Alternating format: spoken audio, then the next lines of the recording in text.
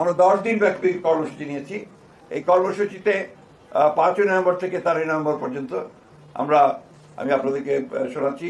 7ই November মহান জাতীয় বিপ্লব ও সংহতি দিবস উপলক্ষে ওই দিন সকাল 6টায় নয়াপল্টনে বিএনপি কেন্দ্রীয় কার্যালয় সহ সারা দেশে দলীয় কার্যালয়গুলোতে দলীয় পতাকা উত্তোলন করা হবে।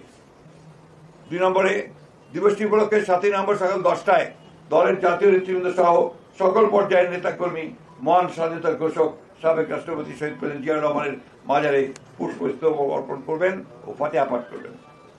এই দিবসটি উপলক্ষে বিএনপির উদ্যোগে 7ই নভেম্বর 2025 এটা মহানগরের উদ্যোগে, ঢাকা মহানগরের উদ্যোগে শুক্রবার বেলা 3টায় নয়াপল্টনস্থ বিএনপি কেন্দ্রীয় কার্যালয়ের সামনে থেকে র্যালি অনুষ্ঠিত হবে। ওই দিনই সারা দেশে বিএনপির উদ্যোগে জেলা ও উপজেলা পর্যায়ে র্যালি অনুষ্ঠিত হবে।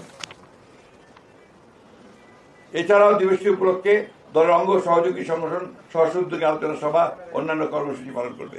এর মধ্যে শ্রমিক দল 5ই নভেম্বর আলোচনা সভা করবে, ছাত্র দল 8 নভেম্বর টিএসসিতে আলোকচিত্র 7 ও 8 এবং আলোচনা সভা টিএসসিতে, ওলামা দল 9 নভেম্বর এতিম শিক্ষার্থীদের মাঝে শিক্ষা উপকরণ বিতরণ করবে, তাঁতি দল 10 নভেম্বর আলোচনা সভা করবে, কৃষক দল 11 তারিখে আলোচনা সভা করবে, জাসাস 13 তারিখে শহীদ মিনারে সন্ধ্যায় সাংস্কৃতিক অনুষ্ঠান আয়োজন করবে। আর ইতিমধ্যে 12 তারিখে ঐতিহাসিক 7ই নভেম্বর জাতীয় বিপ্লব সংহতি উপলক্ষে বিএনপির উদ্যোগে 12ই নভেম্বর 2025 বুধবার 3 সম্মেলন কেন্দ্রে আলোচনা সভা অনুষ্ঠিত হবে।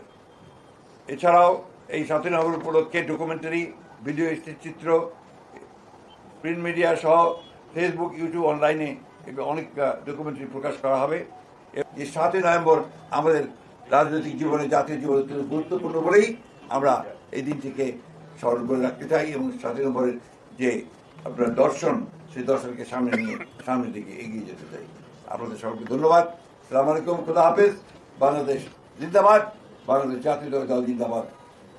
শহীদ প্রেসিডেন্ট স্বাধীনতার ঘোষক শহীদ প্রেসিডেন্ট জিয়া রহমান বীর উত্তম অমর হোক। দেশে এবং জিন্দাবাদ। তারেক রহমান জিন্দাবাদ।